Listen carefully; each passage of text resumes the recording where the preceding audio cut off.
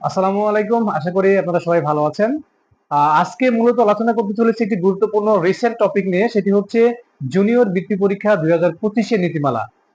আর আজকের এই ক্লাসে থাকবে জুনিয়র বৃত্তি পরীক্ষার নীতিমালা নিয়ে যাবতীয় বিষয়ের বিস্তারিত আলোচনা। চলুন তাহলে দেখে নেওয়া যায়। অষ্টম শ্রেণীর জুনিয়র বৃত্তি পরীক্ষা নীতিমালা 2025, যেটি প্রকাশিত হয়েছে 3রা সেপ্টেম্বর। প্রথমত আলোচনায় দেখবেন যে সকল প্রতিষ্ঠান অংশগ্রহণ করতে পারে। আসলে মূলত এই পরীক্ষায় কোন কোন প্রতিষ্ঠান অংশগ্রহণ করতে পারবেন সে বিষয়টা আগে দেখে নিন। যে অনুমোদিত বা স্বীকৃতিপ্রাপ্ত মাধ্যমিক ও নিম্ন মাধ্যমিক বিদ্যালয়গুলো, অর্থাৎ যে প্রতিষ্ঠানগুলো অনুমোদিত এবং স্বীকৃতিপ্রাপ্ত সেই প্রতিষ্ঠানগুলো, অর্থাৎ সেই প্রতিষ্ঠানের শিক্ষার্থীরা এই বৃত্তি পরীক্ষায় অংশগ্রহণ করতে পারবেন। দ্বিতীয়ত বিষয়টি দেখুন যে কতজন শিক্ষার্থী একটি শ্রেণীকক্ষের বা অষ্টম শ্রেণীর কতজন শিক্ষার্থী মূলত এই পরীক্ষায় অংশগ্রহণ করতে পারবেন।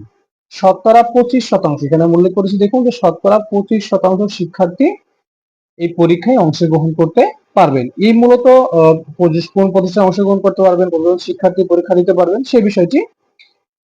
এবার চলে আসুন, আমরা দেখে নিব যে পরীক্ষার বিষয়সমূহ, আসলে কয়টি বিষয়ে পরীক্ষাটি অনুষ্ঠিত হবে এবং পরীক্ষার মার্কস ডিস্ট্রিবিউশন যেটা সেটি।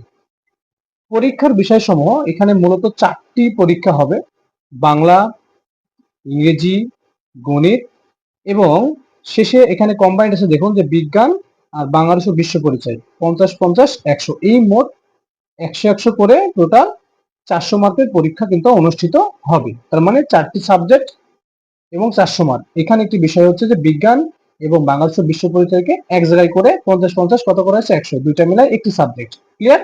এই মোট 400 মার্কের পরীক্ষা হবে। পরীক্ষাটি অনুষ্ঠিত হবে দেখুন কত ঘন্টা। এই পরীক্ষাটির নির্ধারিত সময় হচ্ছে 3 ঘন্টা, অর্থাৎ একটা পরীক্ষায় একজন শিক্ষার্থী 3 ঘন্টা সময় পাবেন পরীক্ষাটি দিতে। এখানে একটি বিষয় উল্লেখ করি যে বিশেষ চাহিদা সম্পন্ন যেসব শিশুরা আছে বা শিক্ষার্থীরা আছে, তারা কিন্তু আরো 30 মিনিট সময় অতিরিক্ত পাবেন। ঠিক আছে, এটা কিন্তু অন্য কারোর জন্য গ্রহণযোগ্য নয়। এই মূলত পরীক্ষার বিষয়সমূহ, মার্কস ডিস্ট্রিবিউশন এবং পরীক্ষার সময়। এবার চলে আসুন যে আসলে বৃত্তির ধরন কয় ধরনের হবে। আমরা জানি বৃত্তির ধরন 2 ধরনের, সেটা হচ্ছে ট্যালেন্ট বৃত্তি আর একটা হচ্ছে সাধারণ গ্রেডের বৃত্তি। ঠিক আছে, আচ্ছা, এখন এই বৃত্তি পরীক্ষায় কোনো কোটা আছে কিনা? না, কোনো কোটা এখানে নেই। বৃত্তি পরীক্ষায় 50% ছেলেদের এবং 50% মেয়েদের। ঠিক আছে, অর্থাৎ যতজন বৃত্তি পাবে এখানে হাফ হাফ করে ডিভাইড করা হয়েছে।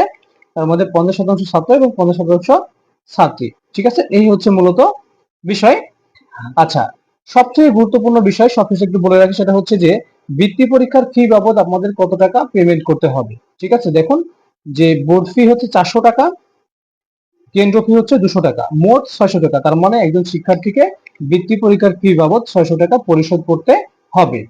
ঠিক আছে, এই মূলত অষ্টম শ্রেণীর জুনিয়র বৃত্তি পরীক্ষা 2025 এর নীতিমালা বিষয়ে যে নীতিমালাগুলো মন্ত্রণালয় কর্তৃক দিয়েছে সে বিষয়গুলো আলোচনা করলাম। আশা করি আপনারা সবাই বুঝতে পারছেন।